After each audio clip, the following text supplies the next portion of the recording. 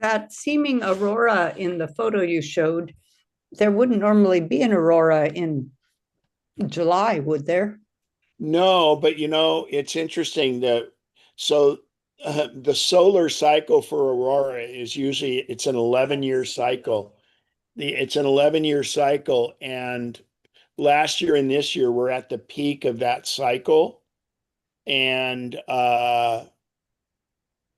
this is so one of the best ones they've ever seen up here in Northern California was last May. And so this May last year, not May just a little bit ago. And then I caught it. Here's one I have. Let me go to my photos here because I know I put it in this. So this was from out here in Lincoln, and this was in October. We're not seeing the picture Oh, again. yeah. Sorry. I had to, when I started the recording, I unshared. Thank you for telling me. So There you go. this was from Lincoln in last October, looking north. But what's interesting is the Milky Way from uh, Yosemite, the Milky Way is always in the southern sky. But I think what happened is because that was a big panorama, there was just a little bit of faintness. And a lot of times, this is just the solar ray. It's weird. Different wavelengths make different colors. But this was actually an iPhone shot from right up here in Lincoln, looking north, and over here to the right, that's the lights around Auburn, and then the lights up here were Grass Valley. I From had heard somewhere that photographs tend to accentuate the pink rose color there. Well, yeah, and there's three colors with Aurora Borealis. There's the green, the pink, and the yellow, but or pink or red. But the thing is that with the naked eye, it doesn't have this much color to it. And I didn't enhance this. I adjusted the light a little bit because it was there, but and the other thing with the aurora borealis, you shouldn't take a really long exposure because it's moving all the time. And you see I have stars in here, and with the stars, you never want it to go over 20 seconds because the stars will actually start to blur.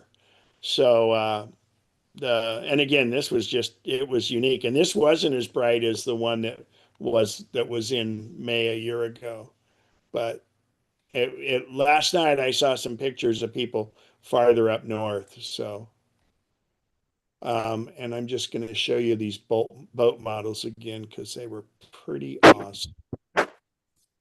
Let's see. I think I took right at the end. Yeah, it's hard to photograph them because they're behind The bird lodge. glass, but man, all hand done. So, all right. So Is it let's get to the keynote. Got the near Tahoe? recording started. And let me make a few more. Come on.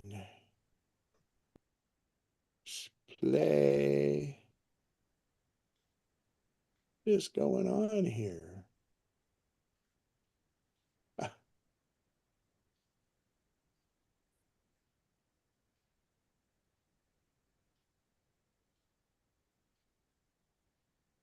I mean, I restarted my computer. It shouldn't be doing this. Let's see. Well, let's close that one and restart it.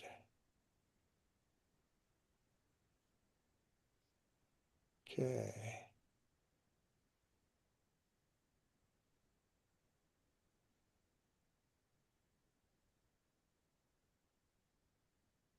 Finally. Oh, it had to download it? That's weird. Okay. So tonight we're going to first do the current news and rumors. Unfortunately, Linkmaster Al is not here tonight, but he did put a quick little keynote together, and he gave me a whole bunch of links to put in the chat, which I'll do in a second. And then we'll move on to the volunteer member announcements. Get ready, because I want some good questions. And then we'll move along to map and navigation, and we will uh, also do, depending on time, a little bit about how to use that stuff for traveling also, not just for navigation in your car locally. And then the first Saturday, I will follow up with a full-length meeting, and it looks like Al will probably give his good presentation of all the news and rumors at that time. So let me go to his sheet here, and so he puts these great things together. And Fourth of July, that was since we had our last meeting, has happened. Oh, good job, Al.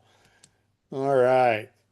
So, and there's a decent amount of stuff there's some rumors around right now. And I'm not going to go into the full detail because I'm going to leave that for Al. But basically, there's some shakeups happening in the C-suite at Apple, and it's about the lackluster AI.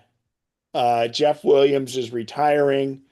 He's been around a long time, and everybody indicates that this could be good. Jeff is very, very good, but man, he's been with Apple for a awfully long time.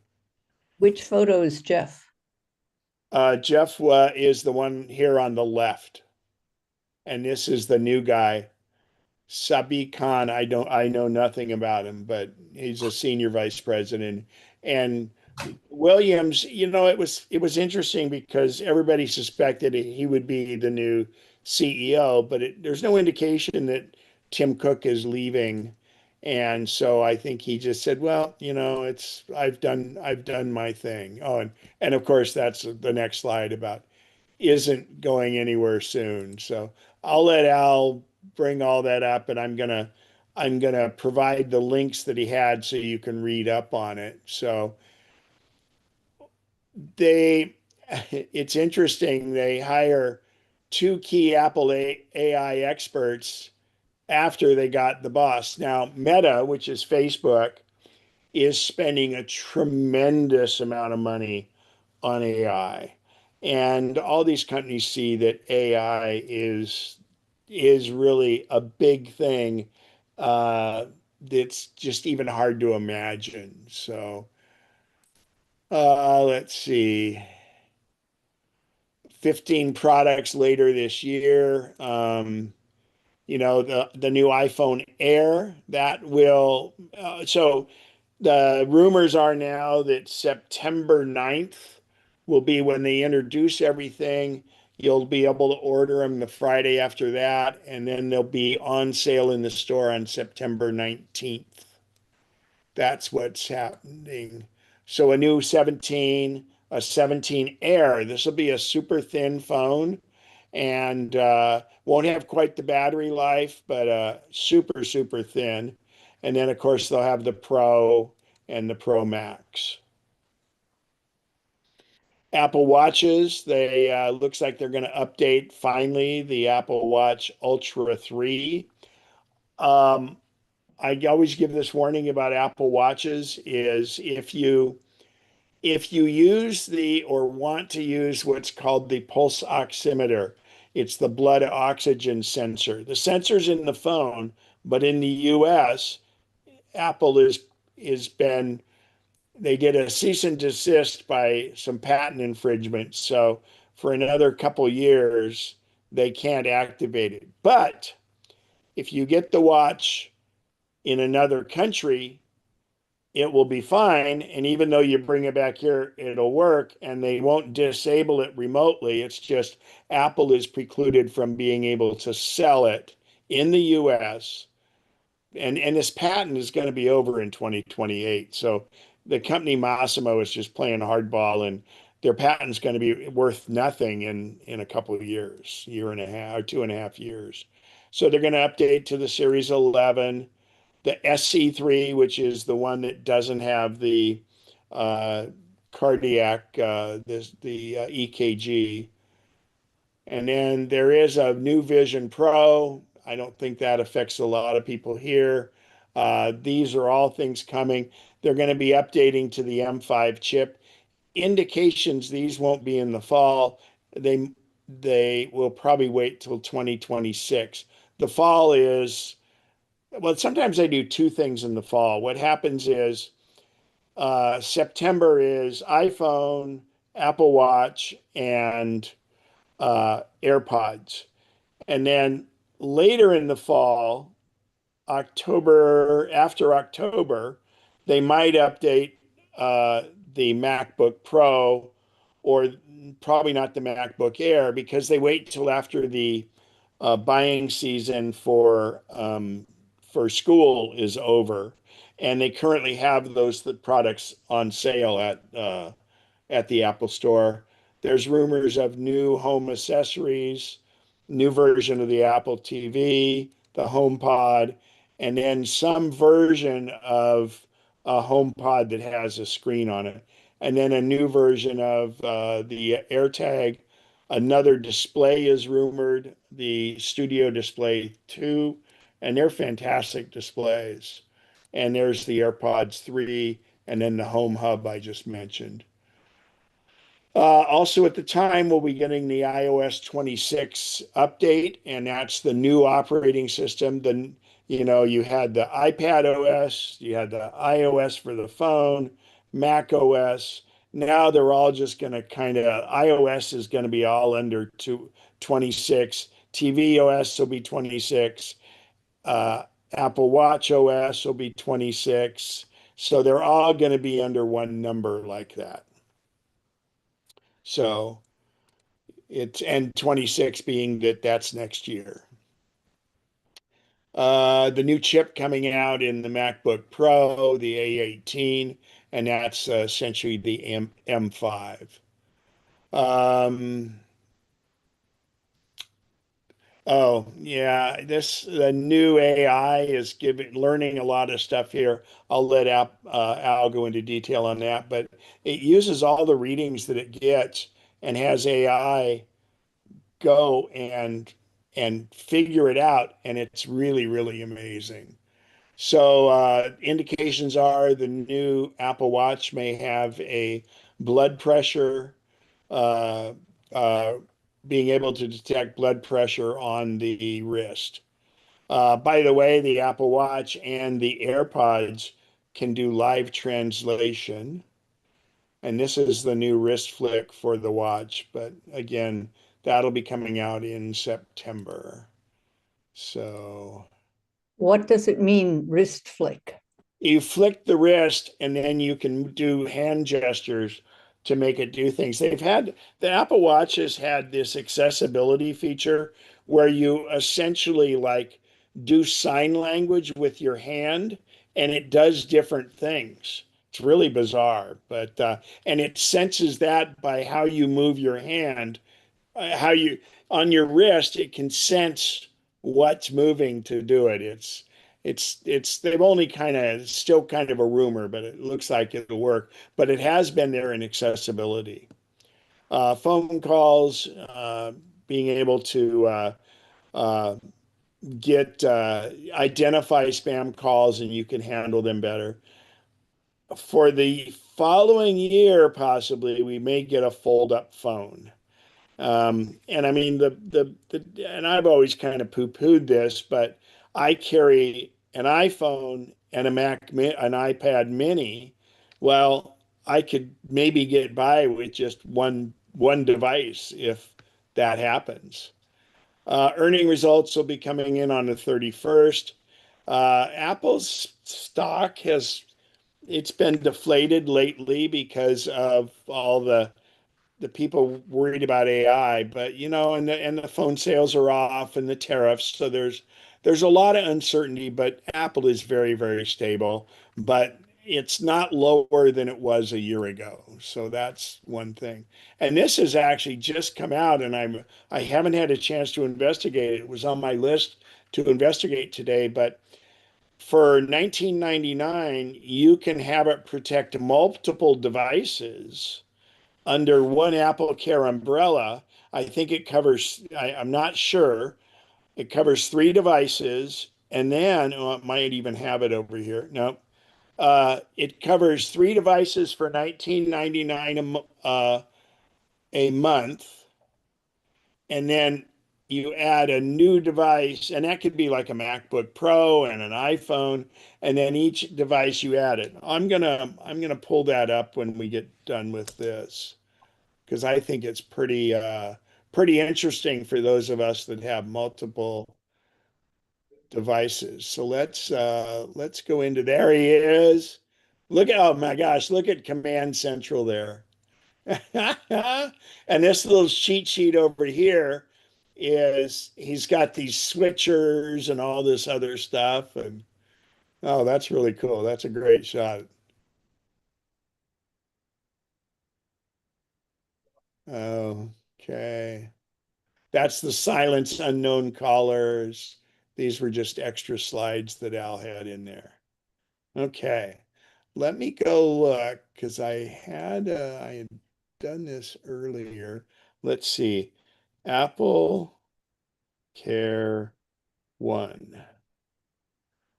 Apple introduces. Here we go.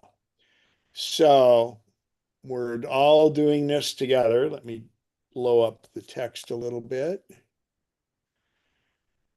Apple Care 1 for $19.99 a month. You can protect up to 3 products in one plan.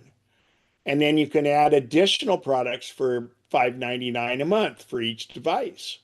So this will save me money because my Apple Watch, my iPhone, and my iPad mini are on there, and I'm paying more than that already. So it's pretty interesting. If you're on the Apple upgrade program, Apple Care is included, so I'm sure they're going to make some consideration about this. But this just broke within the last 2 days, I think. So we'll find out more and more. And oh, and it talks about it here, but I'm definitely going to look into it. So and your devices are already registered on your thing. So it's good. The other thing is, Apple Care used to be a 2 or a 3 year program, and more recently they've also offered it where you pay per month or per year, and you can continue it on for quite a while.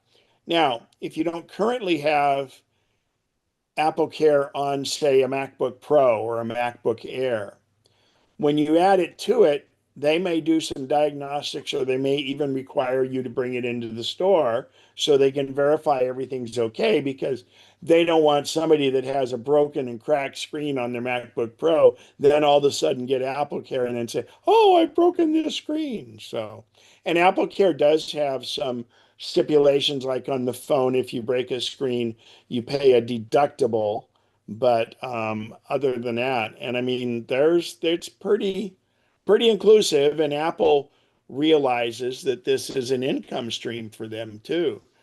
So, and when you think about, your iPhone is $1,000, a MacBook Pro is a couple $1,000, and it's not bad to have it covered. So, anyway, it's Apple Care One. Oh, press release the 23rd, so it was today. Yeah. So any questions on that? And Bob, I'm going to make you a co-host too for help manage the microphones. And no questions. I'm going to put in the chat right now. Al sent me the links. What is it in? Let's see. It's on my other screen here. It's a PDF. Randy has a question in the chat. Okay, one sec there. Don't know why that's not firing up. I'll post his later. Randy, what's your question?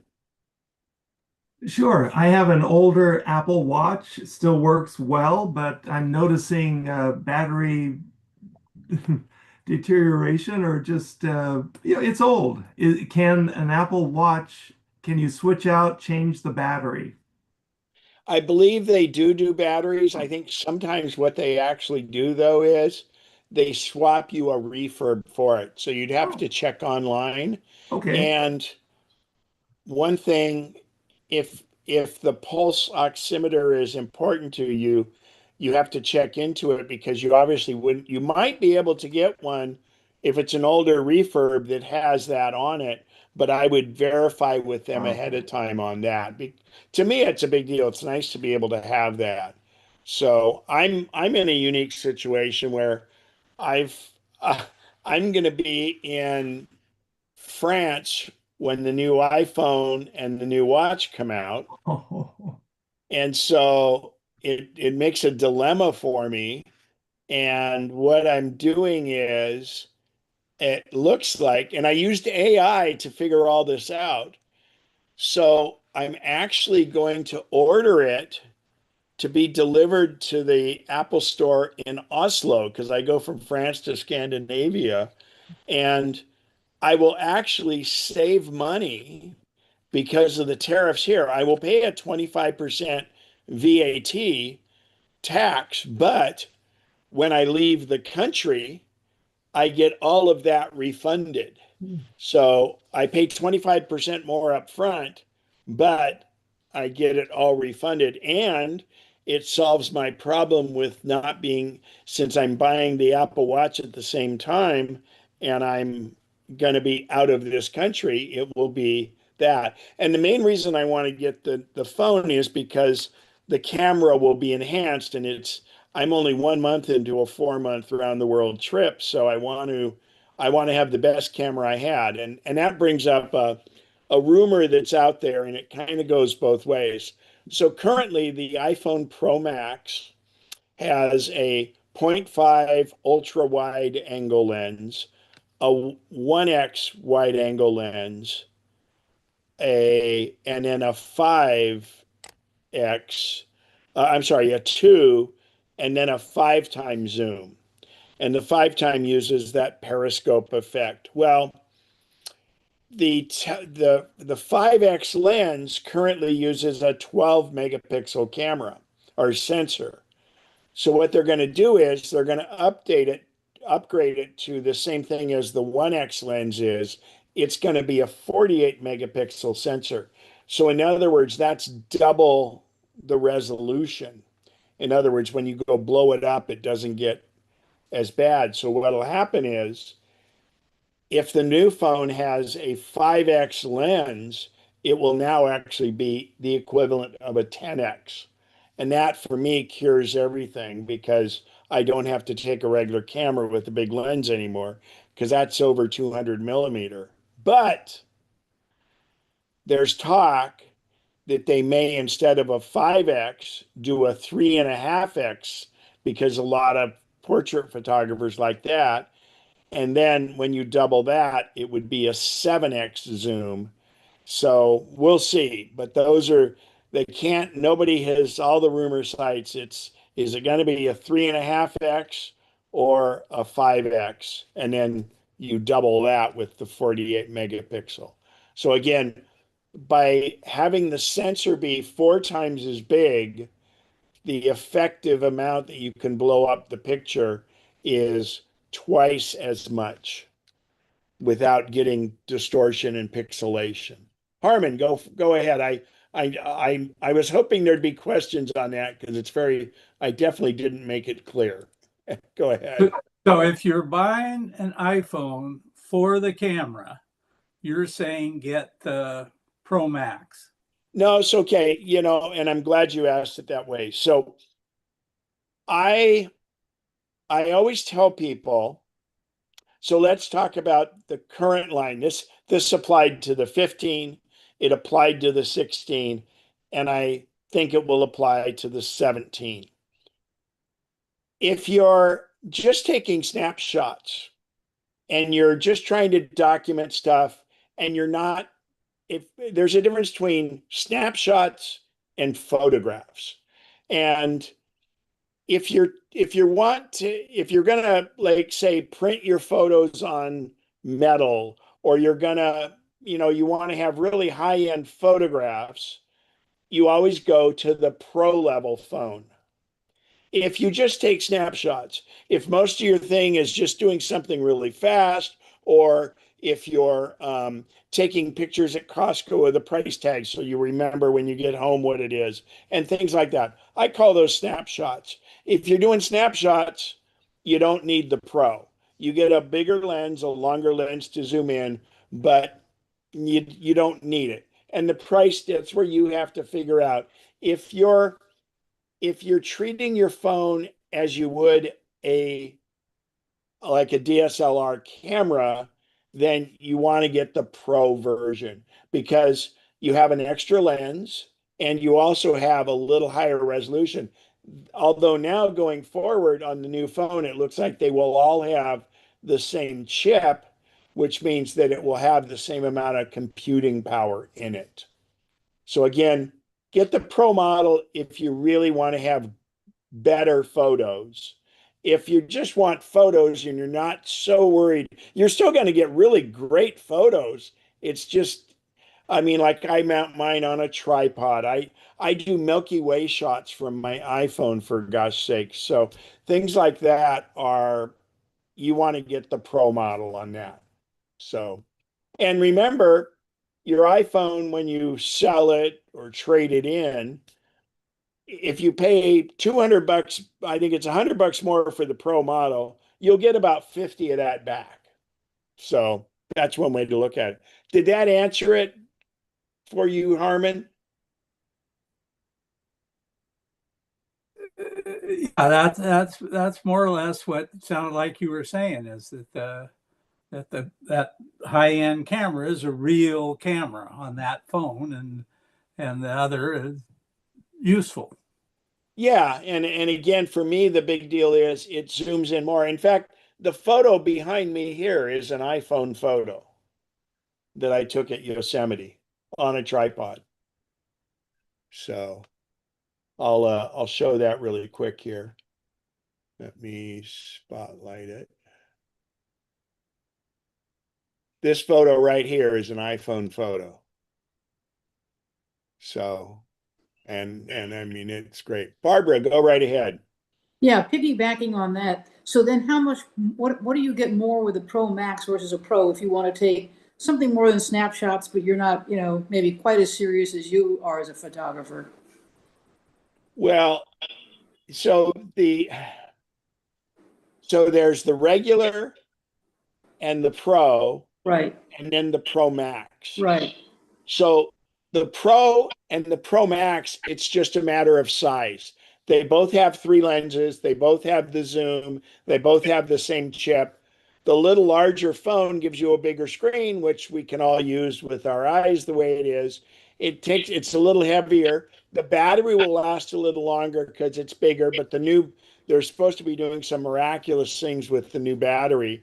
So if size is an issue on the phone, just get the Pro. Now, then the other one is the regular, and I don't think I said 50. I meant to say 17. So the 17, and then the 17 Pro and the Pro Max. The specs for both of the Pros are the same. It's just a larger phone. But now for women, I did hear years ago when they first came out with the plus size phone, I heard a lady podcaster say, the best part about the big phone is it doesn't get lost in my purse as easy. And I thought that was pretty funny.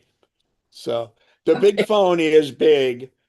For me, I hang on to it better, but the battery life is good. But you need to go in and you can look at the current model phones and see. And then of course now in the mix will be the Air. The Air will have a good chip, but I'm not sure if it has 1 or 2 cameras, but it won't be that Pro level.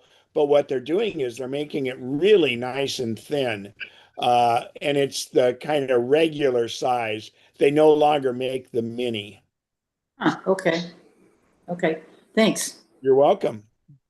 All right, let's go back to sharing the screen.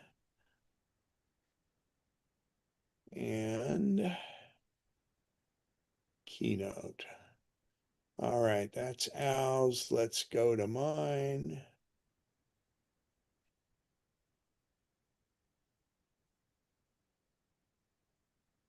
Okay, so again.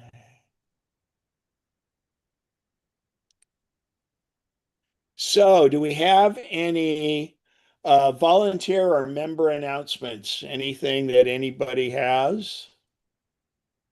And how about tech Q&A? So this is your chance to ask any questions you want about anything that's Apple related. Elaine, go for it. And then Keith after that. So this morning I asked Siri, what's the weather forecast today? And Siri didn't talk to me, but just showed me a screen, and all it showed was the temperature high and the temperature low expected for today. Before this meeting, I asked Siri, what's the weather forecast for this evening? And Siri talked to me and told me things. And I don't know the difference of why it talked to me in the evening, but it didn't talk to me this morning when I asked basically the same question. Do you have any, I haven't touched the settings. Yeah, so had you been listening to a podcast or the radio or YouTube on your phone prior to that? No, not Okay. immediately prior, And no. how and don't say the word SIRA, but how did you activate Shlomo? Speaking, You it's asked it, and me. in both cases you said that. Okay. Yes. So it my recommendation would be if it does it again, do what's called a hard reset. And this applies to virtually even iPads and iPhones. And the hard reset is such that you, and I'll explain it first. So we've got three buttons involved: the volume up button, the volume down button, and then the sleep wake button on the other side. And by the way, on the iPads, the volume up and volume down button will vary depending on how you have the iPad oriented. In other words, if your iPad is in portrait mode, it's the top button is volume up when you're of the two buttons. But if you have it on its side, it'll be the farthest to the left if it's laying one way, or the farthest to the right on the other, and you'll kind of get an idea for that. But anyway, you press and quickly release the volume up button, and then you immediately press and release the volume down button and let go. Again, press and release, and then quickly go over to the button on the right hand side and press and hold it. And when you press and hold it, if you're doing it right, the screen will, first of all, if Siri comes up, you waited too long. You need to do this in quick succession. But if a screen comes up that says slide to unlock, don't do anything, or it says slide to shut off, don't do anything. Keep holding that button until you see the Apple logo, because otherwise it's just a regular shutdown, which sometimes helps. But this is called a hard reset, and it really is a good idea. I do it every couple weeks on my phone. I also do it after I have an update. I also do it if something is acting weird. And 95% of the time that fixes it. It's just kind of like refreshing it. There's a lot of stuff that's stored in the chips in what's called the firmware. And so what it does, I call it cruft, CRUFT. I made that up, but it's just kind of filled it. It'd be like cleaning the lint trap on the dryer kind of thing. And It so doesn't, I encourage that. It doesn't erase any data or do anything like that. So again, it doesn't erase settings. no, it remembers your settings, but what it does do is there's things just kind of in the chip, and it doesn't, you'll go right back to the screen you were on and everything else. I was having trouble with mail doing weird things. It wasn't searching well and stuff. So 2 nights ago, I did a hard reset on it, and it's really good. It does not delete anything. It'll go right back to whatever website you were on or whatever page you were on. It remembers that stuff. But it's more or less, again, it's just like getting a kind of fresh start, like, oh man, okay, I took a shower and I had a cup of coffee. I'm raring to go now. So Thanks. That's like a super reboot. yeah. And a reboot sometimes does it. And on the Mac, we don't really have anything like that, but a reboot, I encourage the same thing on your Mac. If things are going weird, reboot it. 95% of the time, that'll take care of it.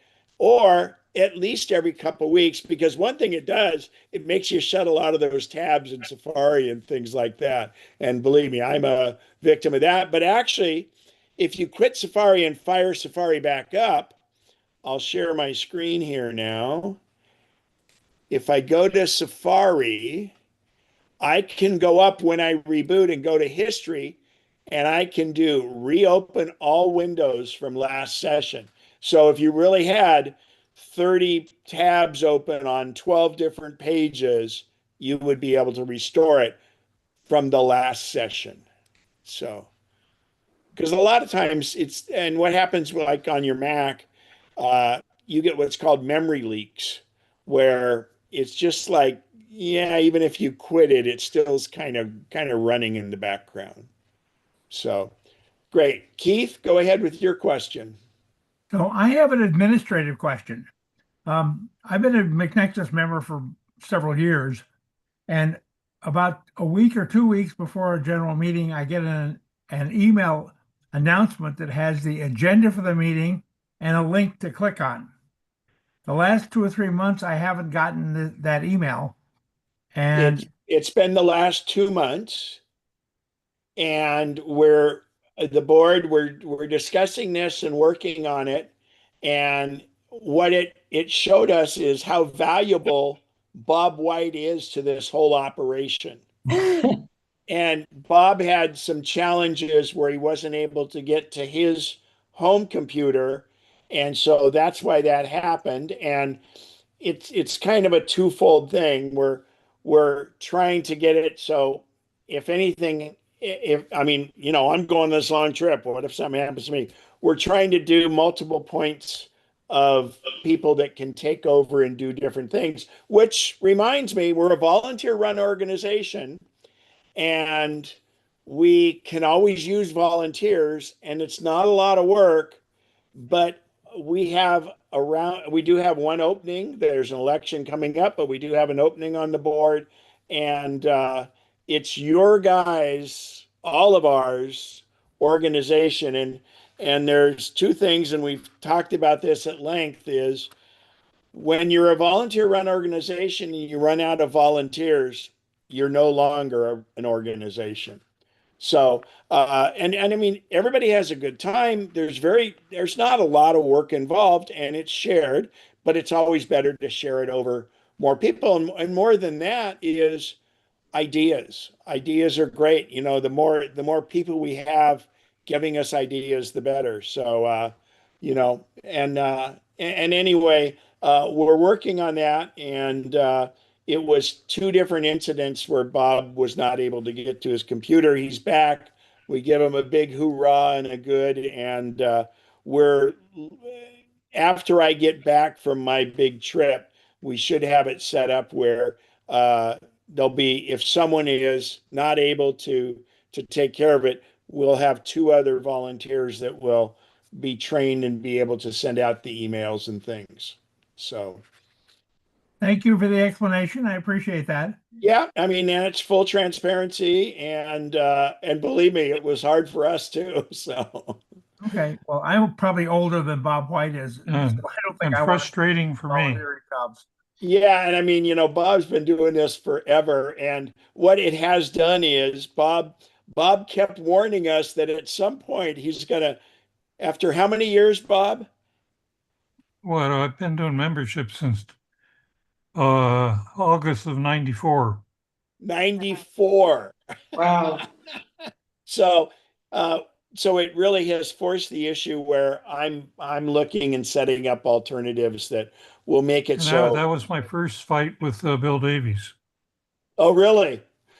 Yeah, my It doesn't second sound like fight, it was the last. I think resulted in you. No, it wasn't you that took over. Bill tried to take his little basketball and go home with it. Who? Oh, it was Badavinas that uh, Oh, took over the job at the time. well, I have to say we're a very cohesive board right now, and everybody. I mean, really, it's easy, and so be thinking about it, and we'll go with Barbara's and Keith. Thanks for bringing it up, and I mean it. We should have talked about it more, but anyway, it's out there, and it's not nothing we're hiding. So Okay, thank you. you bet, Barbara, go for it. Yeah, I'd like you to explain a bit about accessing health data from your watch on your phone. I recently had occasion to want to look up heart rate, respiratory rate, a couple things like that. And what I got was a range like between 10 p.m. and 8 a.m. You know, there were these different readings, but I couldn't zero in and say, okay, well, when was this really, really low respiratory rate, or when was this really, really high heart rate? And so I'm not sure if I'm looking at all the data that's available and whether they just have this range, or whether they could actually say, oh, well, that was at 10 o'clock in the morning, and so I was up doing blah, blah, blah, or I was asleep. And so I just wonder if there's another way to access more data than what I'm finding. Oh boy. Someone else can maybe go in on this because I only do mine a little bit. First, what you have to do is make sure that you've authorized anything that, whether it be a scale, whether it be a blood pressure monitor, whether it be your Apple Watch, you have to tell it it can communicate with it. But otherwise, there was a thing, and I'm not on top of it anymore, but I had actually found a website where I was able to have it export my stuff from the phone. Huh. And you've kind of got me. Is there anybody that has found something where that they can go into more, like I'm looking at my heart rate here. So if I go into heart rate, for instance, I can see it hourly, daily, weekly, monthly, 6 months, or a year.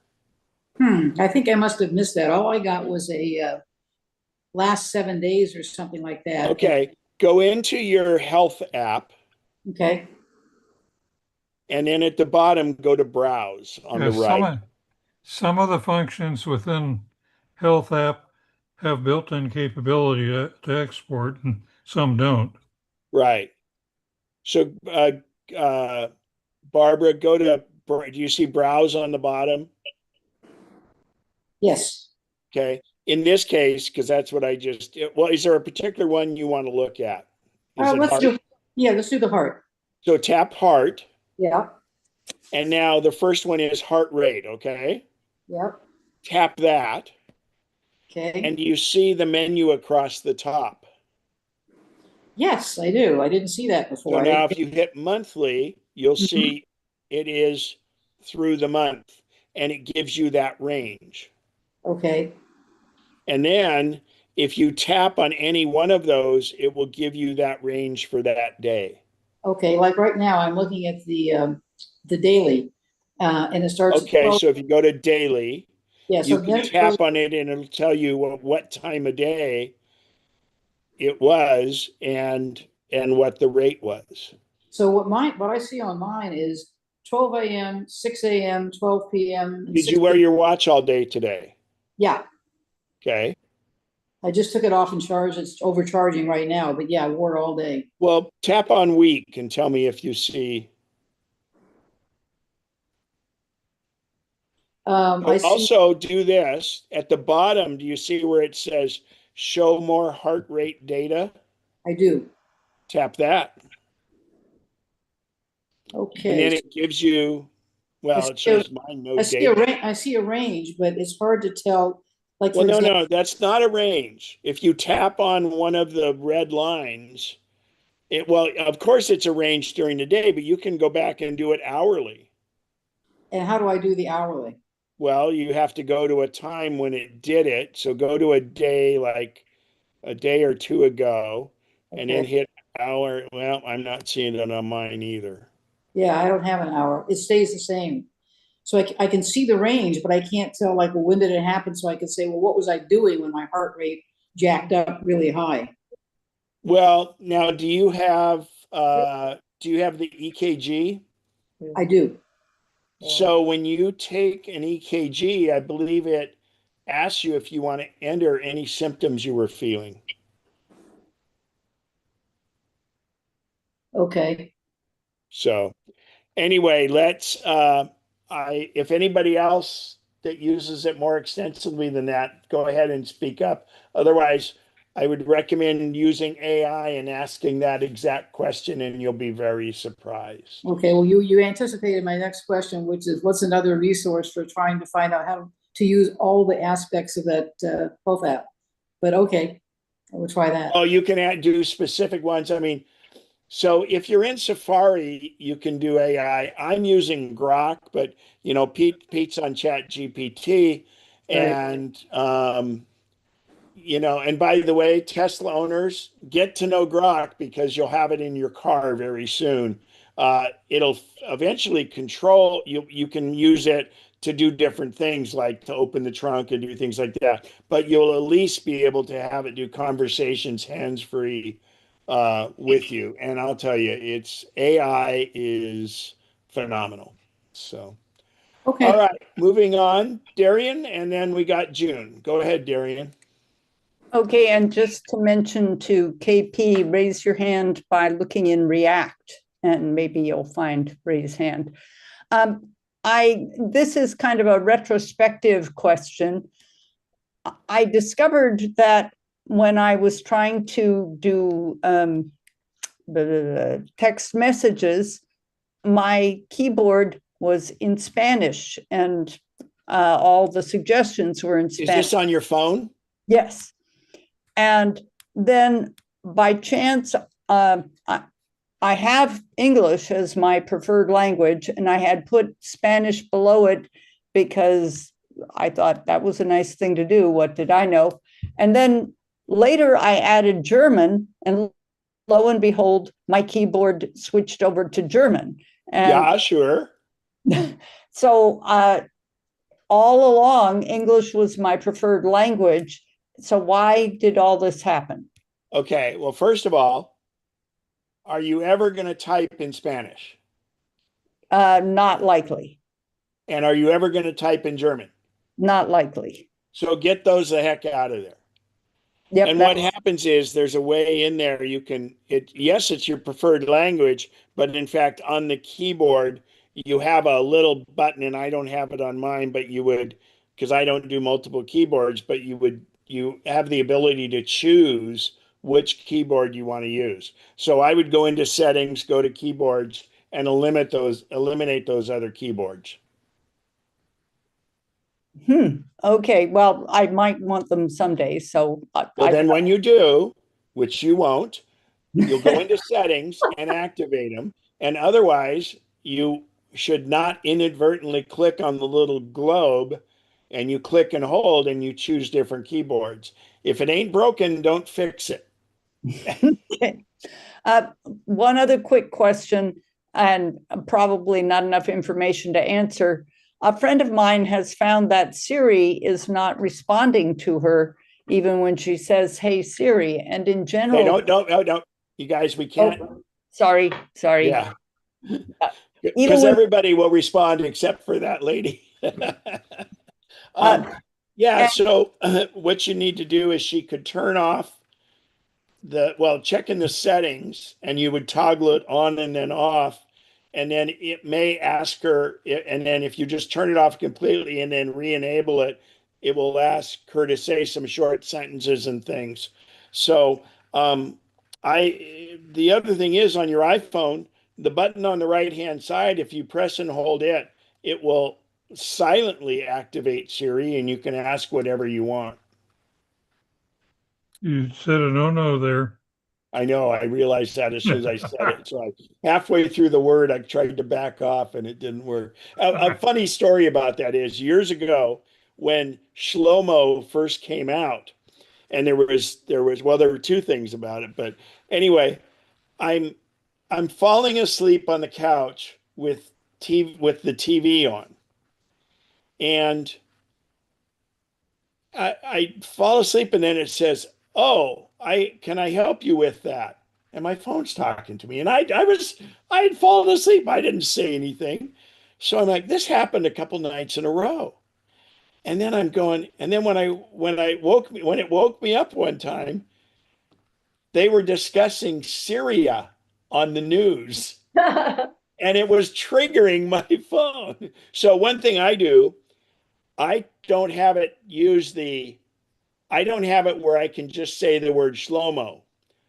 If I'm going to activate it, I have to say the word hey and then Shlomo. There's a setting in the phone where you can have it so you don't have to say the word hey. And to me, that causes it to pop up more than that. But I inherently just use the thing on the side. I press and hold it and it causes it to do it. Or if you have a fingerprint phone, you press and hold the button at the bottom. So but I would say, and also the other thing that would help No, possibly is remember the It's hard the reset that the hard reset that just a uh, minute, honey. Hold on, okay?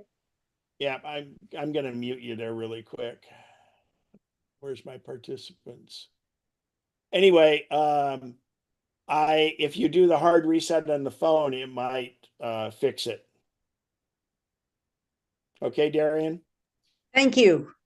And then Karen, and then I forget who it is that's on the phone, but we'll go ahead and get back to her. But Karen, I saw you were able to raise your hand, and thank you. Go ahead and unmute yourself. There we go. Okay. And June, I'll come to you in a minute. I had a question about uninstalling something, and Are we is talking it about on a Mac or on a phone? on a Mac, on my desktop. Okay. I put on a trial of Total AV, and it just seems to be slowing everything down. And so I thought, Is that an antivirus thing? yeah, Oh yeah. First of all, you don't ever need that. well, And and you need to go see if there's an uninstall procedure. okay. And you want it. That's why everything's slowing down. That's worse than having a virus. So I know it. so Well, it's been very frustrating, and I didn't know if that would take care of all the hidden files and everything that are. well, so when you downloaded it, a lot of times they have an install package. But what I would do is go into search and say, how do I completely uninstall? And if you use an uninstaller program, it goes and gets all that stuff. And then otherwise, you want to do it exactly what the name is, and they'll give you directions on how to do it. But you don't need that stuff, and it's bad.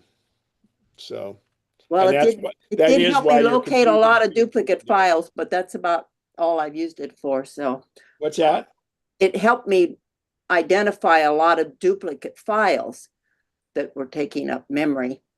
Well, you got to be careful with that too, because it might but you said it was an antivirus, right? Total Well, AV. it's just called Total AV. Yeah. Well, I I know apologize. I nothing don't about know. it. So Yeah. You know, those kind of programs, they only look at the basic information about the two files.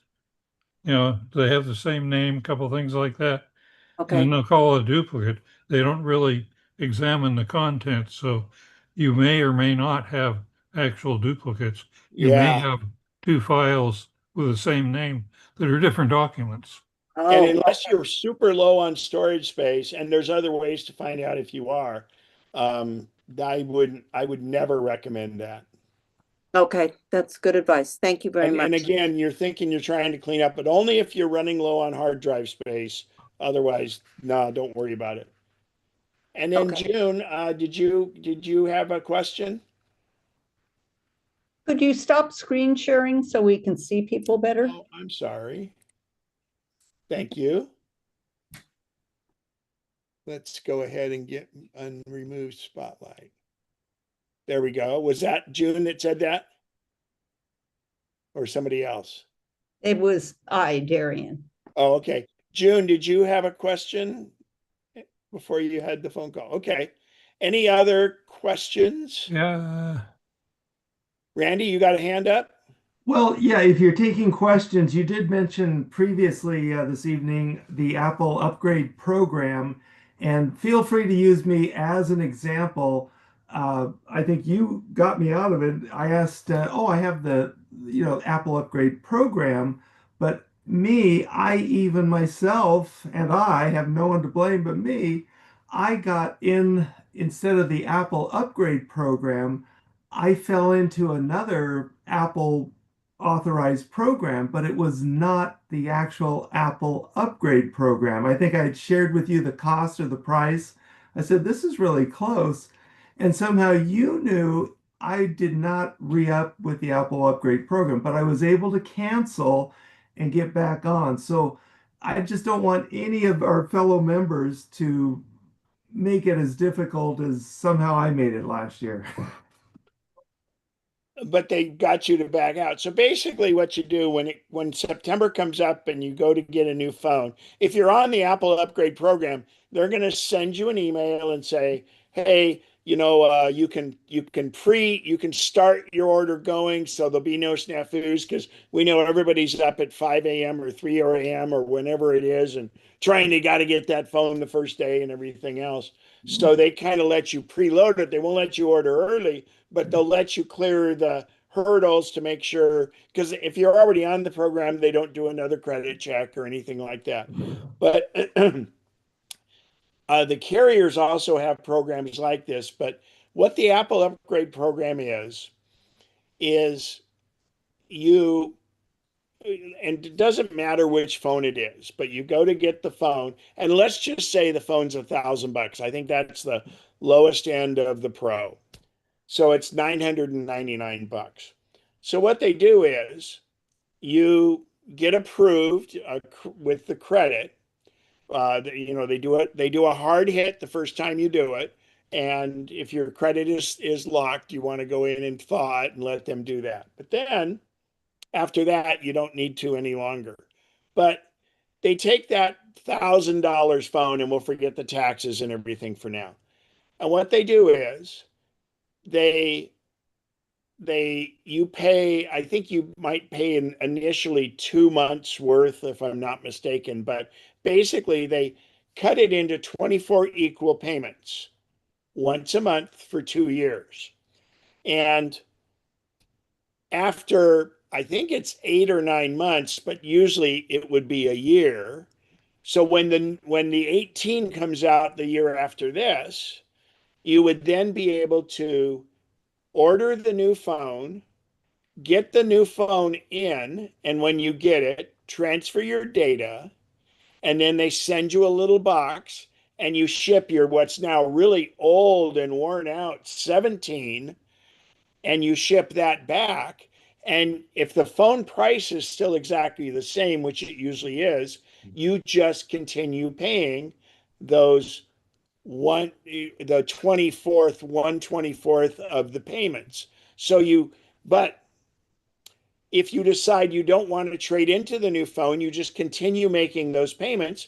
And after 2 years, you have paid off the phone and you own that phone. Mm-hmm. But what it does is it makes it so you don't have to go and sell your phone or hand it down, and you're getting half the value of the phone by trading it in. Now, there's a little bit of a caveat to that, because they require that you have Apple Care on it. And that makes sense because they're protecting their investment, but you're paying for it. And those of us that are on the bleeding edge, I've found it to be pretty good. I run into a little trouble this year because I'm going to be getting mine in Oslo, and I'm just going to be paying 3 months on my old phone still before I can send it in. I might be able to sell it over there or something like that, but it will about break even. The money I'm saving because of the tariffs will not, So anyway, but it's a great program if you upgrade. Now, that being said, I see people hang onto their phone for 4 years, 5 years. First of all, your battery life starts to get bad. And the value in your phone to trade it in after 1, 2, and 3 years, it drops, but the sweet spot is pretty much 2 years. If you wait 3 years, it's going to drop a bit. So you have to look at that because that rolls into the whole price of what you're paying for the phone. Now, the carriers do some pretty aggressive things. And what they do is they will, they'll give you, like right now, you could go to T-Mobile or Verizon or AT&T, and they'll give you a free iPhone 16.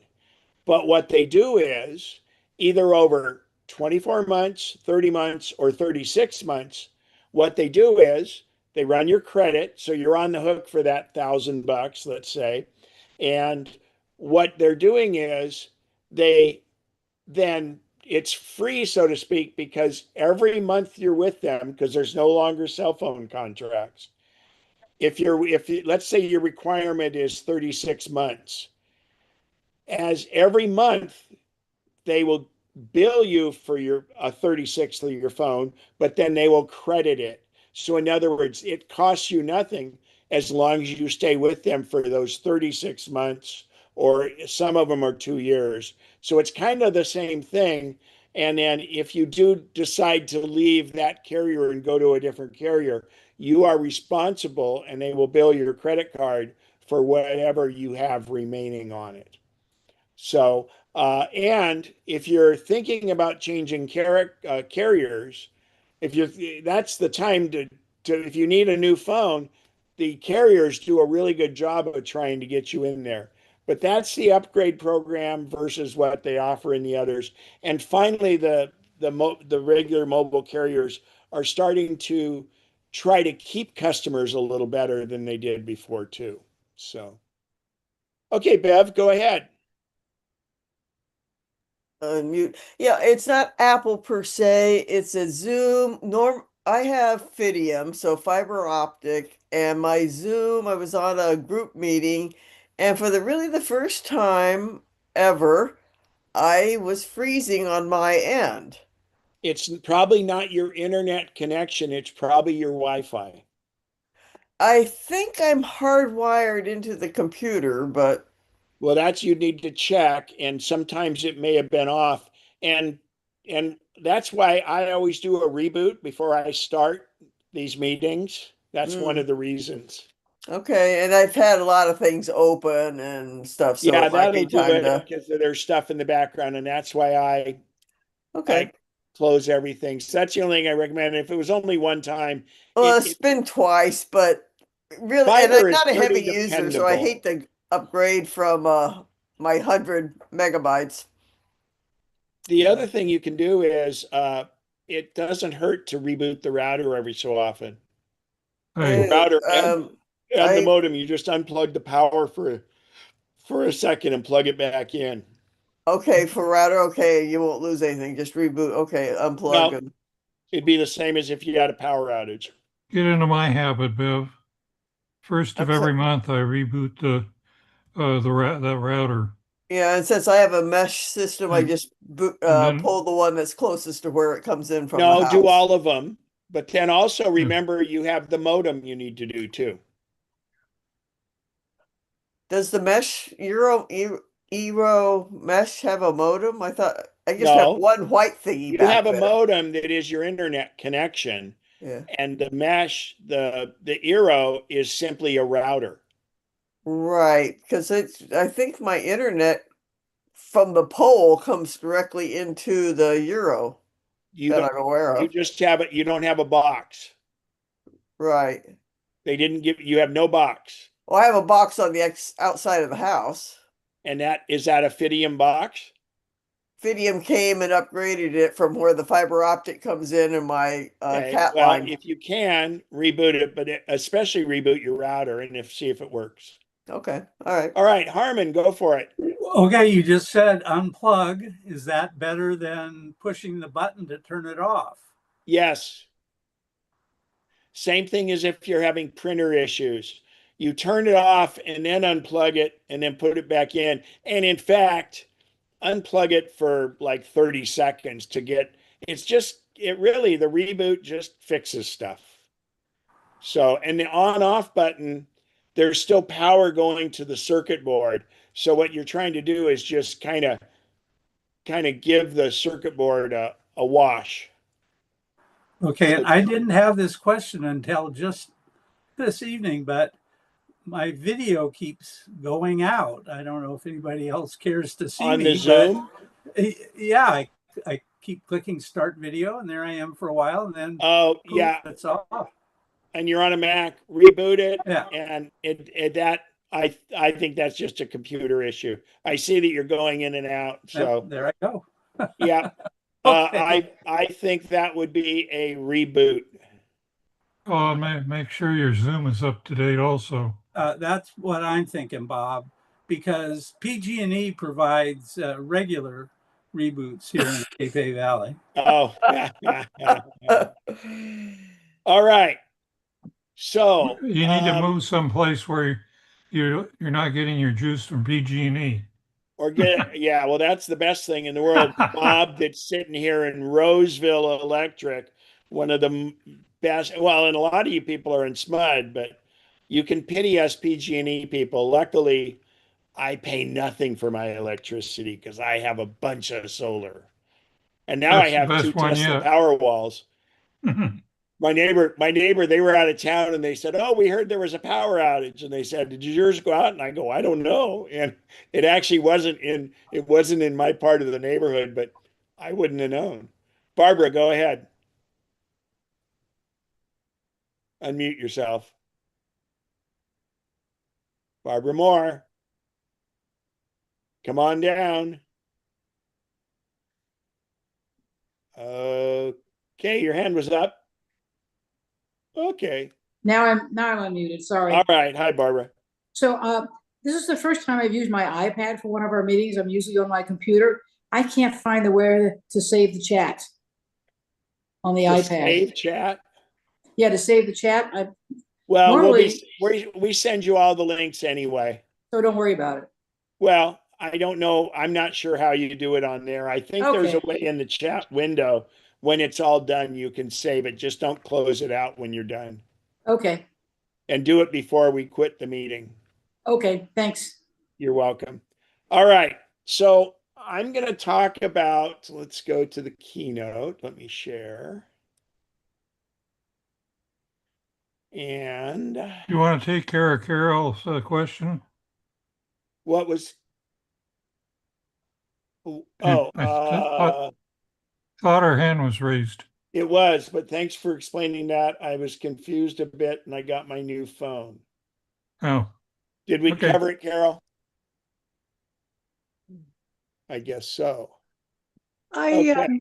just had I thank you for explaining the reset thing because not the reset, the company's changing, and I bought a new phone and they didn't explain all that to me very well. But you did, so I'm good. Thanks. Man, there is something up with my keynote. This is bizarre. Well, it's just a fancy slide I have that shows Google Maps, Apple Maps, and Waze. So I'm going to quickly That do. is not what we're seeing. We're seeing Care One. I know, and because Keynote keeps messing up, but I'm going to go right to what we're doing here. So I'm going to go to Safari, and then I'll do the phone quickly after this. And again, I'm going to repeat all this, but go into real good detail on the first Saturday. So if I go to maps.google.com, so it comes up with a map. Now, I encourage you to be signed in if you have a Google account, because any searches you do, it will remember it. And if I went to Google Maps on the iPhone, and it will it will remember that stuff too. But simple navigation on, and like if you're planning a trip, so I'm going to go here and I'm going to say, let's go to Tucson, Arizona, just for grins. And then it shows you Tucson and it shows this perimeter. Let me go in here and do the cursor. So there's a lot of different things. If I wanted to look for hotels or restaurants, all that's right there. So since this is really not just the directions, this is also using it for travel. So let's say I want to see hotels. Well, what you do here is make sure you fill in the dates you want to go. So earlier today, I was showing this demonstration on Google Maps to people, and I used October 14th to 17th as the date. So let's just say you want to end up being in this part of this area. I'll zoom in. So now I can say, just search this area. And it searches just that area.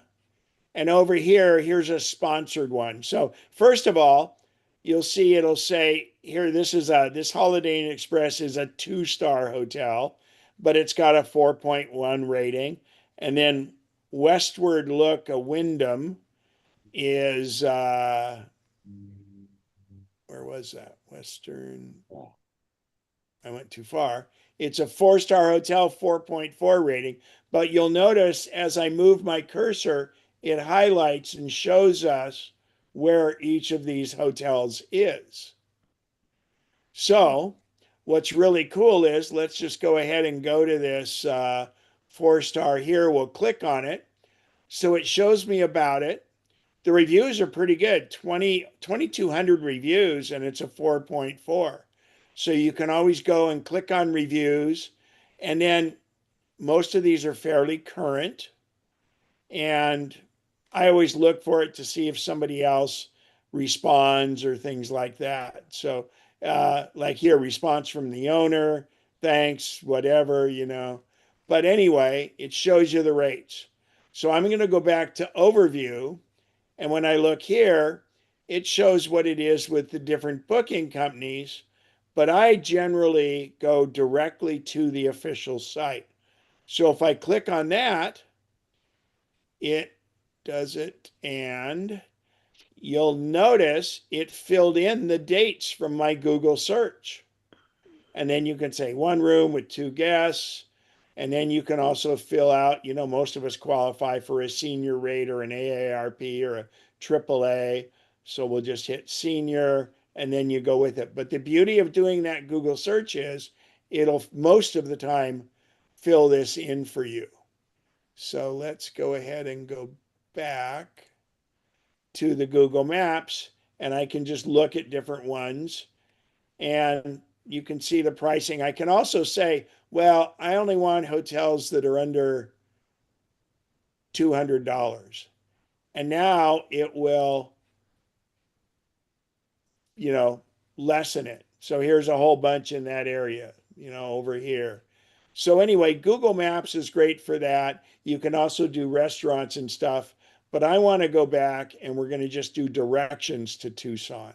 So I'm going to say Tucson, and then I click directions, and I'll say from my home.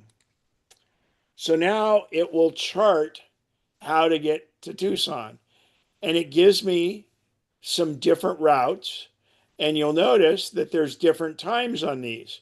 So it usually picks the best route, and this is based on now. But if I click this one, and if I want to go 99 instead of 5, it shows that it's actually a little bit shorter in distance, but slightly slower. And if you wanted to go the southern route, you can go this way. Or let's say you want to go I-5 and then go this route. But let's say you want to go and you're going to go down here, but you want to go by Lake Havasu City. You can take this route and move it. And then it recalculates everything. Okay. So Google Maps is really good for that. It'll show you construction and things like that.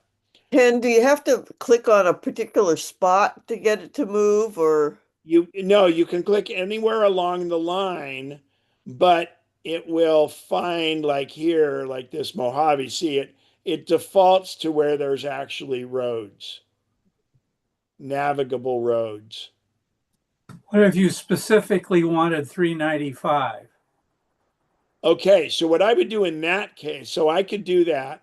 So let's say I wanted to do 395. I'll click here and drag it over to 395, and there it is. But what I do is if I wanted 395, I would, for instance, in fact, Tonopah, this isn't 395 because it doesn't go by Tonopah. There's 395 right there.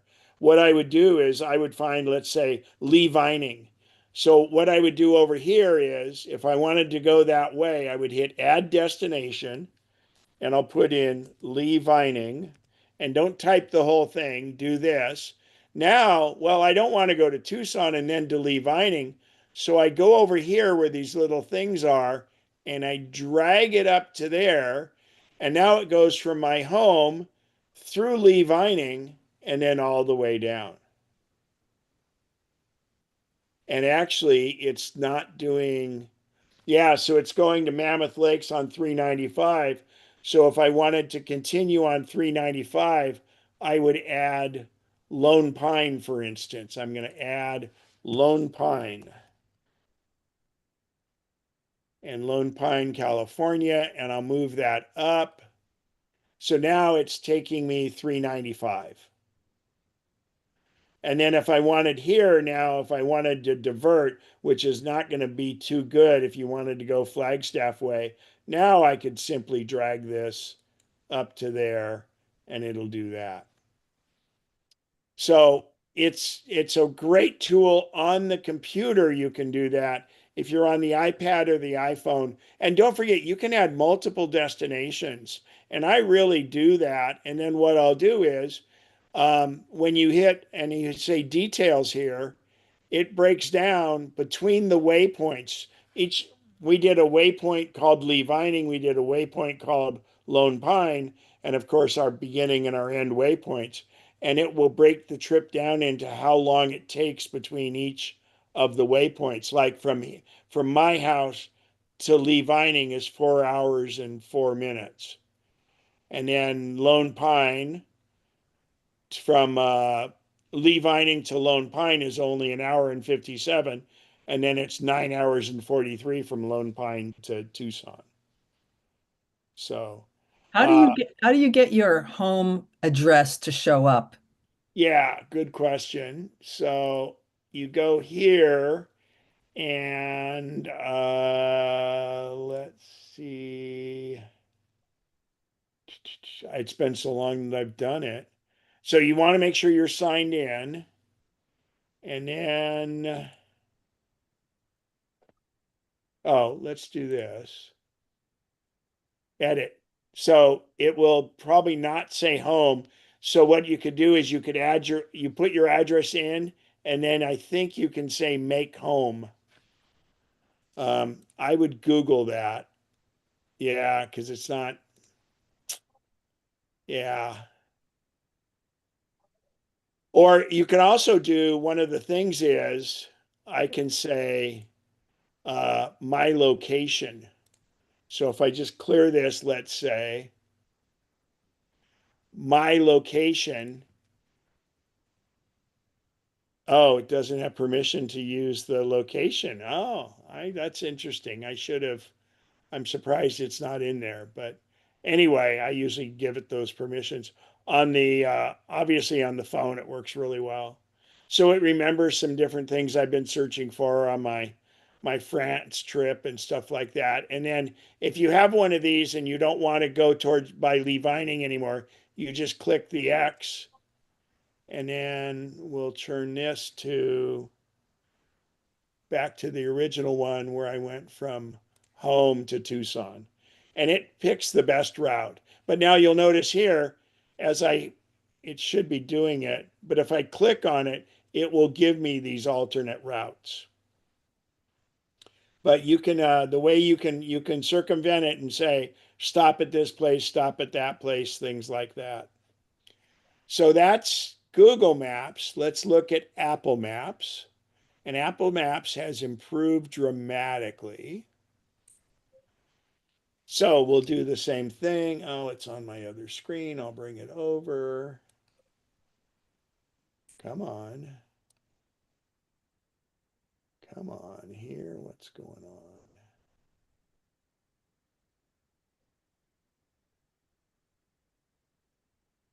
You know, let me. This is inconvenient. Okay. Why? Oh, it's this stupid cursor thing.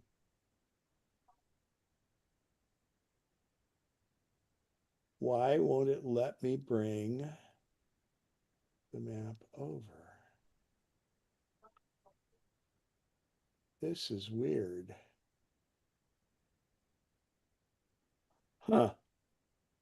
So let's try quitting it. I've never had it on my other screen. Let's close that and let's go to, there we go. It was because I was in full screen in Safari. Because Google Maps is in Safari, by the way. So we'll do the same thing here, and I'll say Tucson. And what's neat here is they even have a thing for guides and stuff. But if I say directions, it fires it up, and then it's over here on the right, and I say my location, or I could say home on that too. And here's how you add stops. Let me get that cursor going again. And the Apple Maps have improved a lot, and you can hover over different things. I can add waypoints, and then when you click here for options, you can say avoid tolls or avoid highways. Let's say you want to go on a scenic byway or something like that. That would be a way to do that. So, and the nice thing is, if you pick it up on the phone, you end up, anything you were searching for will show up there just like it was here. So the other thing I should point out on both of these is, obviously I don't want to do walking directions to there, but I can do transit. Let's go back and let's do Sacramento to, let's do where I am, Lincoln. I'm going to do to Roseville. Okay. So there's Lincoln to Roseville. Oh, I'm going to get rid of Tucson.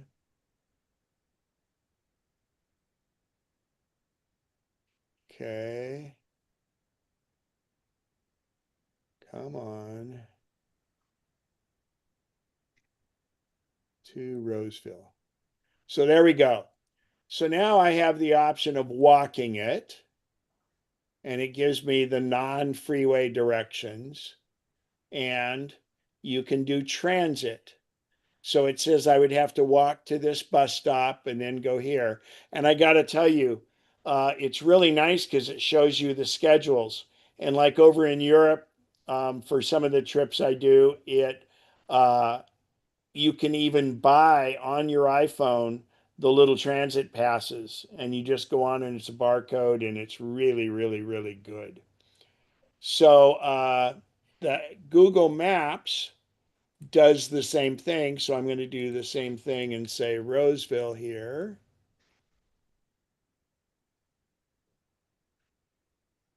Okay, fantastic. So I can go here.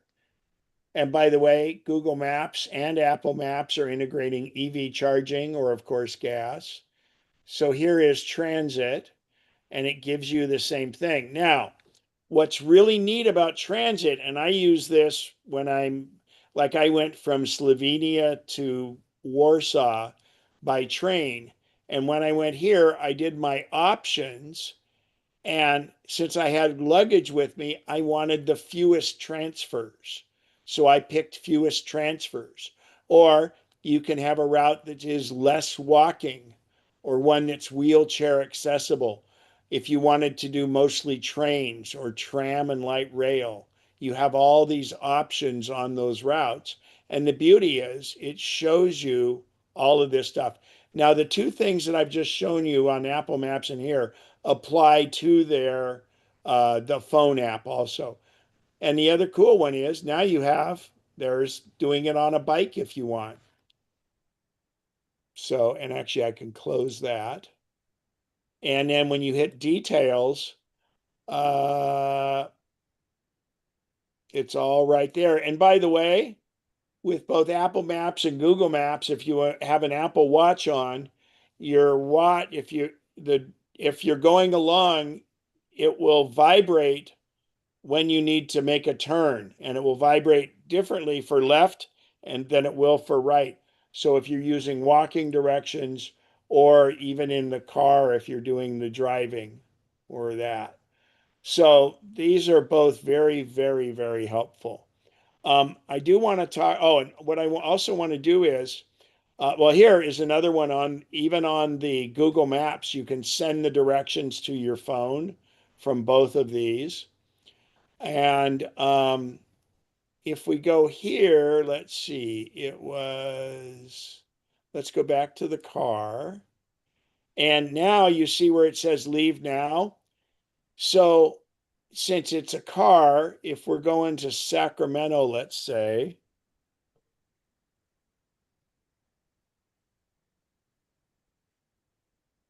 or I could have said the airport, but when I say leave now, there's not much traffic right now, but I can say arrive by. In fact, let's change this to Sacramento Airport, SMF. Okay, Sacramento International. So I need to arrive there, arrive on, we'll say Friday, because we know it might be busy, but I want to get there at 9 a.m. It's going to use historic traffic data and tell me what time I need to leave by. So it tells me I need to get to arrive by 9. Oh, I'm arriving at 9, and it tells me I need to leave at 8:10. Or you can say depart at 9 a.m. and it'll tell you you'll get there at 9:45, for instance. So those are very helpful. And I'm going to pull up Waze because it's easier than trying to see it on the phone. And I should be able to do it. Waze.com. Now, Waze is owned by Google, and it's wonderful.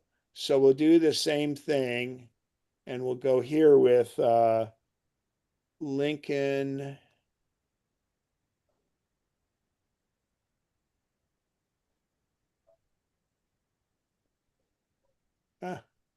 Come on.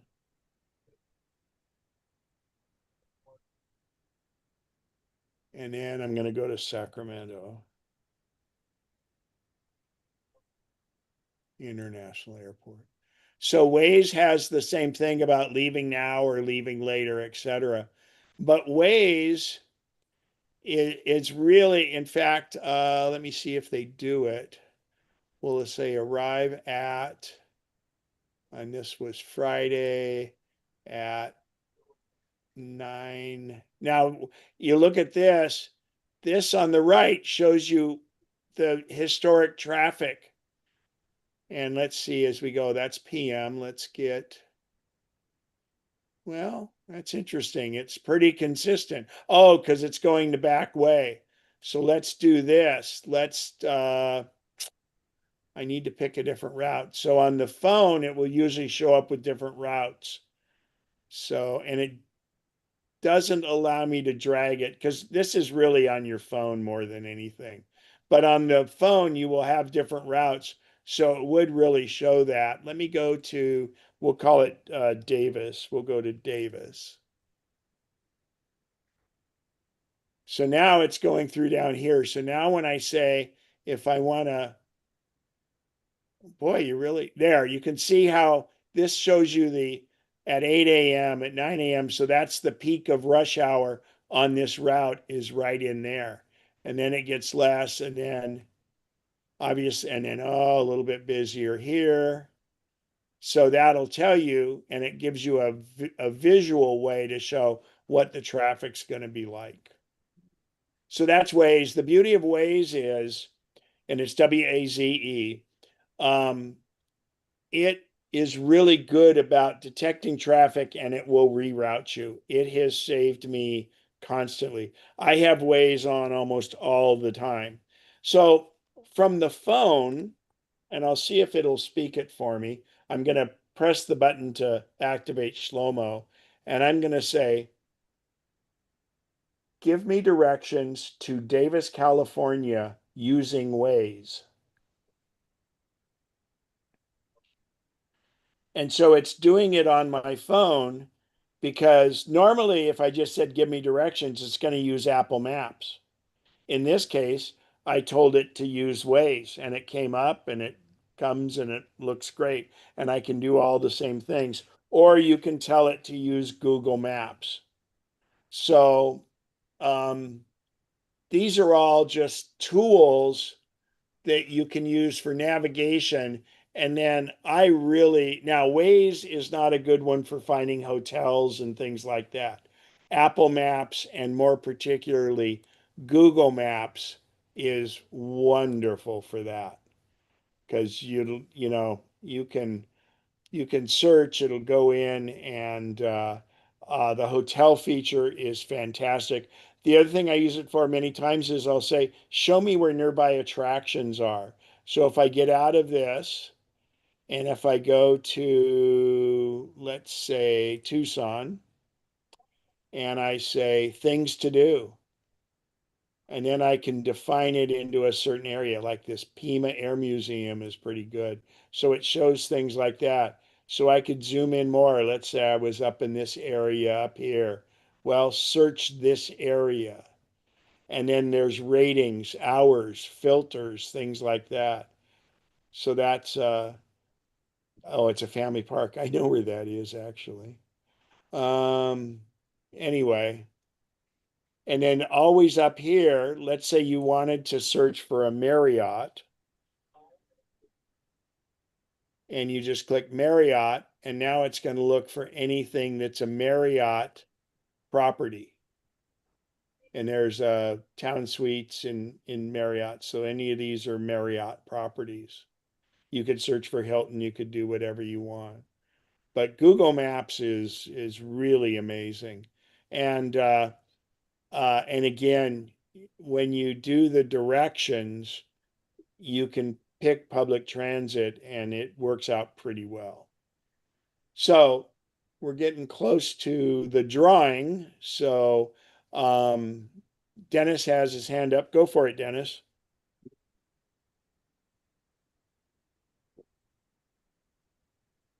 Unmute yourself. I got it. Easy one. How did you get the little round cursor? Can't tell you. Okay. No, I have an app and it's called Pro Mouse. Pro Mouse. Okay.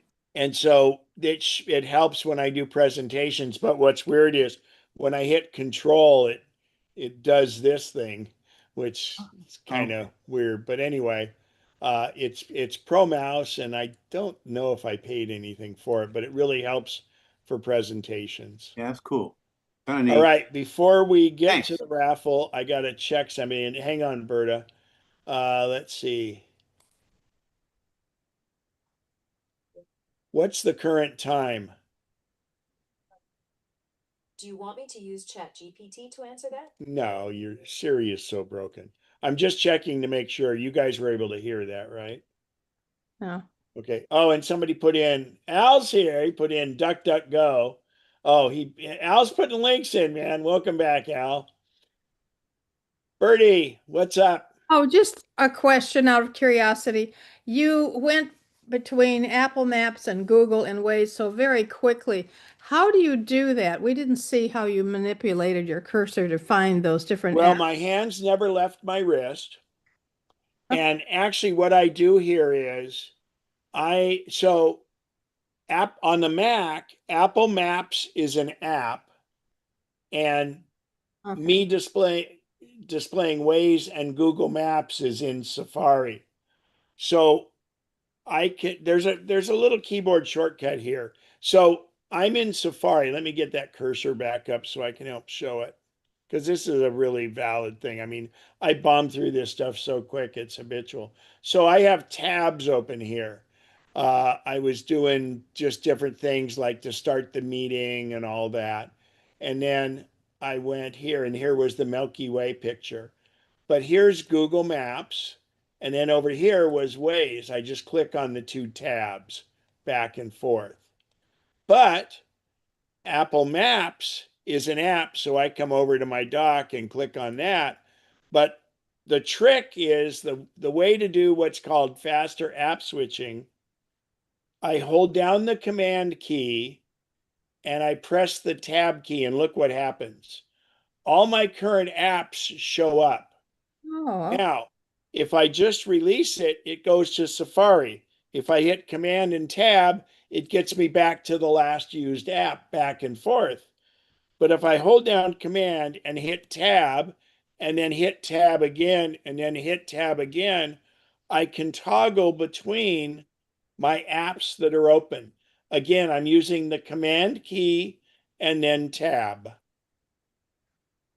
You can Okay. also quit apps that way too. Yep, you have to go there. And then if I wanted to quit, for instance, well, I can quit text right now. So I then, while I'm on this, I keep holding Command and hit Q, and it just shut that app. I don't want to quit Zoom or anything else right now. But what happens is, let's say you're copying and pasting. yeah. So I'm in Maps here, and if I hit Command and just hit Tab once, it automatically toggles back and forth between the last app I was using. So boom, boom, boom, boom. Okay. Or Okay. boom. And then I go and say, oh, yeah, let's go to pictures. Well, thank you. I just saw you magically change from everything, and we're not really watching you with the And command I key. see a lot of people end up closing windows, or the other thing is people will move them way down over here and things like that. You don't need to. And people worry that it takes a lot of stuff. So realistically, think of all my apps that are open, including each of these tabs. They're like a stack of papers on your desk. Your brain is not using any energy for the second page down on that stack. It's just there. It's in hibernation. So it's not using too much of of your um, of your computing power, and you can just flip between them. The other thing you can always do is you can go up to the yellow dot, and that'll pin it down here to the dock. And then it's out of the way, and then you can bring it back up. Green, of course, makes it full screen, and red will get rid of that window, and then sometimes it will quit it. But yellow is really good on anything you're doing. You can get it down here, and it stays down here out of your way, and you can clean things up. So how do you get rid of everything that was in yellow? Well, if you want to get rid of it, you should hit the red dot. Oh, okay. Or you hit Command W to close the window, or you can quit the app. If I quit Safari, this will go away. Like, Command. for instance, I don't need photos now. So Command Q, and that shut it right there. All right. Thank you. Lisa, Yes. what's my numbers? For the participants, 29. And we're not doing the other. So, and Right. refresh my memory because we changed it. It's 425s and 100. Correct. Got it. Okay. So we'll do a drawing using our random number generator. Wait, hold on. Oh, 29. Got it. Thank you. Okay. So, and then I'll verify that it worked here. give me a random number between 1 and 29. It's 25. And that's the one of the four $25 gift cards.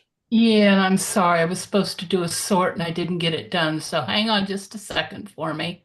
Okay. I I apologize. think, and if it comes up with Lisa's name, oh man. That would be bad, wouldn't it? I'm just kidding. I think I just messed this up.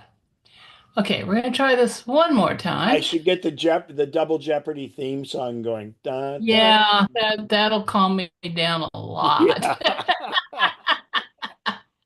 I won't feel rushed or panicked or anything. Well, if So- anybody has any questions while Lisa's doing this is the Yeah. time. No, seriously. This is just embarrassing. Anybody? Any questions? Any answers? Okay. Okay, great. Okay, They just want to know who's number 25. I'm getting very close. Can't believe I forgot to do that. That's quite all right, Lisa. I have a question about junk in Apple Mail. Okay. Is there some place where I can have some influence over what goes into junk? Yes. So the first thing is, so do you want to make something go to junk? Not particularly. Or do you want something to not go to junk that's going to junk? The latter, yes. Okay. So first off, to make something go to junk, you look at the mail and then you click junk. And then what that does is it remembers that address and everything subsequently will go to junk. If something went to junk inadvertently. Just 1 second. You look at the mail. So I have a given email open and I click junk. Where do I find junk to click? Okay, let me try get my mail screen up. So let's see if I can get this. So here is, let's find something. So here is an email. Up here at the top, it should look like junk. Can you show us? Can you see it? No. Oh, am I not sharing? I'm sorry. I can see it. Okay. So right here, I clicked on this mail and junk appears, but I got to show you a little secret. If I hold my cursor, if I hold control and click on this, yours probably says icon only, and it only looks like these things. So that's the junk one. But if you control click, do icon and text, and that way you have what the boxes are. So if I were, and I can do that in this one because I don't know why focus camera is going to that. That's a throwaway email of mine. So if I click junk, anytime I get anything from focus camera, it will go to junk now. Aha. Now, if I have something in junk that's not supposed to be, I go to my junk folder. And like, for instance, with Gmail, a lot of times there's false positives in here. So if you find something that is not junk, you hit it here and you tell it it's not junk.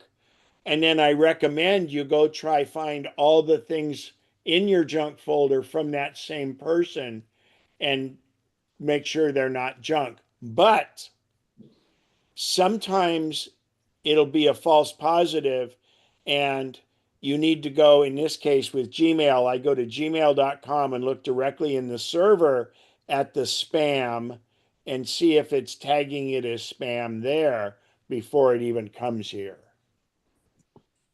And I mean, but junk you can use as a tool. How are we doing, Lisa? We're ready to go. All right, hang on. It was 25 was our first 25, number. and that's Randy Hare. Oh, figures. All right, congratulations, Randy. Okay, let me turn the darn cursor thing off. Okay, that's one of our $25 Amazon gift cards. Right. Give me a random number between 1 and 29. It's 27. Phew, it was close. 27, Raymond Chung. Two guys with R's. There's a trend here. Give me a random number between 1 and 29. It's 6. All right. Carol Zelinsky. Congratulations. And the last $25 is give me a random number between 1 and 29. It's 3. 3. 3. My luck. Bev Lawrence. Congratulations, Bev. Now for the $100, give me a random number between 1 and 29. That would be 7. Lucky number 7. Carolyn Monson. Congratulations. Woo! All right. Well, hey, and Al, I was not able to open your PDF of link things for some reason. I was having weird computer issues, so I didn't paste it into the chat. But what I'll do tonight is, since you came in late, I will send you my chat that it saves. There wasn't much in there, but I'll send that to you. So Yeah. how's everything going? I'll tune it up and send it off to Bob and Good. Thank you. Yeah. And then I let them know you had, and I liked some of the little spinny things you had going on. Everybody liked that. So that's good. That was pretty good. And I told them that if you're around for first Saturday, I'll have you, because I just brushed over the headlines on it. And Oh, good. Well, it's just different talking points. It's good. yeah, able to use some of it. so Yeah. sure do appreciate it. Anybody else, if you have any questions, go for it. I'm going to stop the recording. Oh, good. You recorded it.